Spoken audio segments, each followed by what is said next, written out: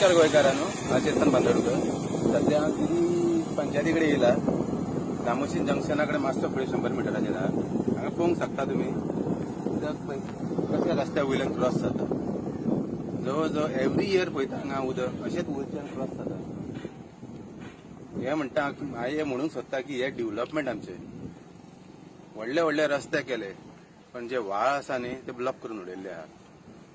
खंयचे ना तर खंयच्या पावसान न्ही हे व्हाळाची ब्लॉकेज आहा ते काडूंक जातली, पण हे कोण लक्ष दिना.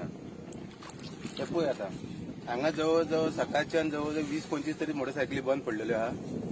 गाडयो तर वयता आनी पडतात. अजून हांगा पंचायतीन बॅरिकेड्स बी कांय घालूंक ना. अजून गुड मॉर्निंग जावंक नासता पंचायतीचे. म्हणटा हांव कित्याक जाणा, कित्याक दारी कडेन जे डेव्हलपमेंटचे काम चालू रस्त्याचे ते ब्लॉकेज आहा. मिनिस्टर येयले, उलयले, थंय प्रेस गेली, प्रेसाक सांगले 8-10 दिसांनी करतले म्हणून, पण अजून कांयच जावंक ना. कांयच तर ते वाट सोडलेले जाले उदक भरपाचें ना.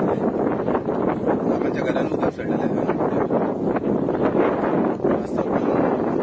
मिनिस्टर आनी सरपंच आनी हांगा जयेश आहा तेणे जाता तितले बेगीन हांगा